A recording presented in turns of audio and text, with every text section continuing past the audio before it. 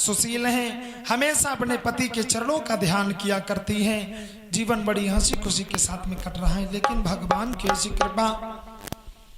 बताया जाता है भगवान इस संसार में सर्व सुख किसी को नहीं देता।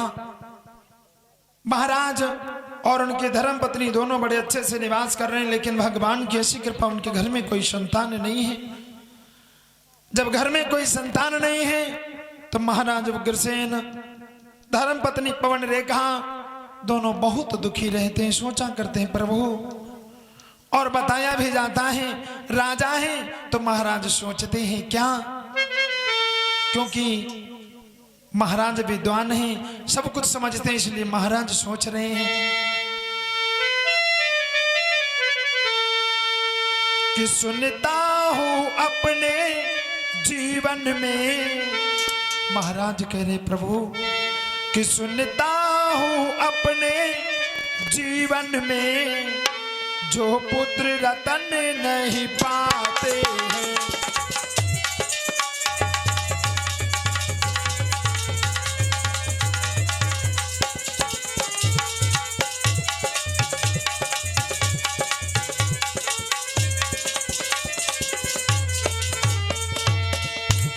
सोच रहे हैं कि सुनता हूं अपने जीवन में, ओ जो पुत्र रतन नहीं पाते हैं, ओ वो स्वयं नरक में जाते हैं और पुरखन को ले जाते हैं।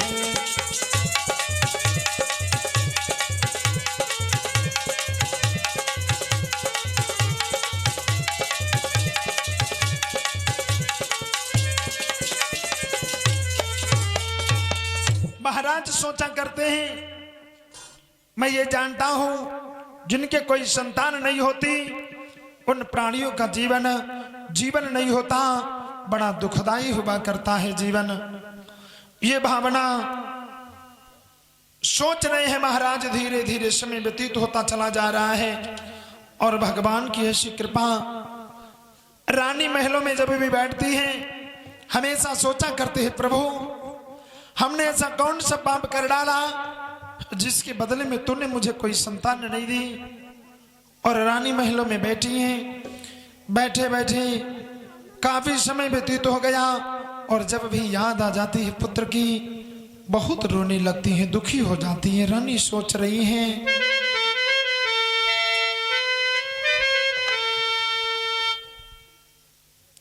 और ये परम सम्मानित रामकरण यादव दौलतपुर, इनकी ओर से भगवान के श्री चरणों में 501 रुपए का दान प्रसाद आया है। जीवन मंगलमय हो, सुख शांति प्रदान करते रहे। और ये हमारे भैया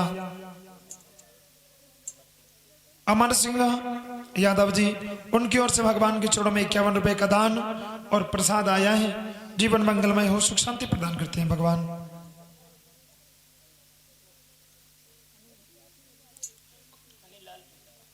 और अनिल कुमार लालपुर, इनकी ओर से भगवान के चरणों में 201 रुपए का दान आया है। जीवन मंगल में हो, सुख शांति प्रदान करते रहे। बोले वृंदावन बिहारी लाल की, सच्चिदानंद भगवान की।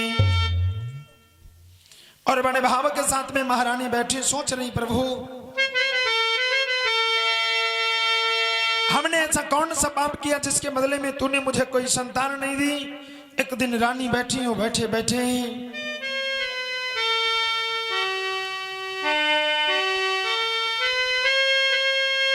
महारानी को पुत्र की याद आई और जिस समय पुत्र की याद आई महारानी की आंखों में आंसू आ गए। रानी सोचने लगी प्रभु ऐसा कौन सा पाप हमने कर डाला जिसके बदले में तूने मुझे कोई संतान नहीं दी। और रानी रो रो करके भगवान से कहने लगी प्रभु कि आरे विधना तेरी नजर उरेनी लाली। ये प्रभु आरे विधना तेरी नजर उरेनी लाली।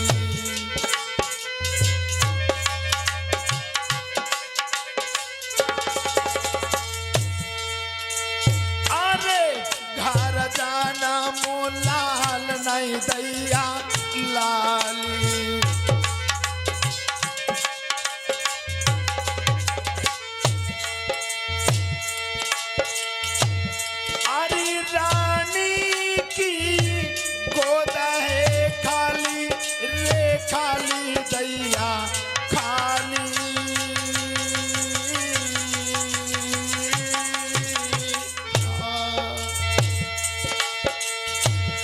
अरे घर जाना मोलाल नहीं दैया लाली।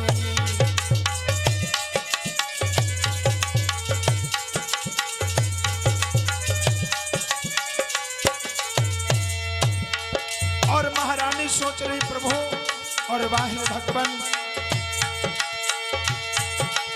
अरे काऊ के महल बने मर मर के, काऊ के एक झोपड़िया नाई। अरे काऊ के बंधे गए हाथी घोड़ा, काऊ के एक बकरिया नाई।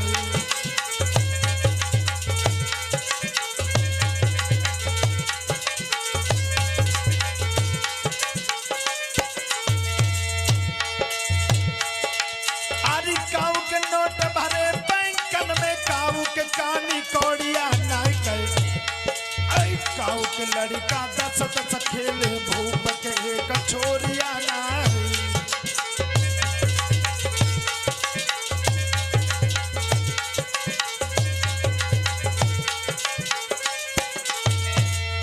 कि अब तो रोई रोई रानी कहे, पुत्र बिन दुनिया सुनी है। अब तो रोई रोई रानी कहे, पुत्र बिन दुनिया सुनी है।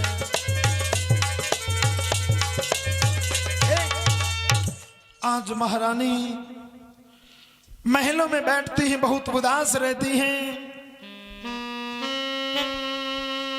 सोचा करती प्रभु कौन सा ऐसा पाप किया जिसके बदले में तूने मुझे कोई संतान नहीं दी।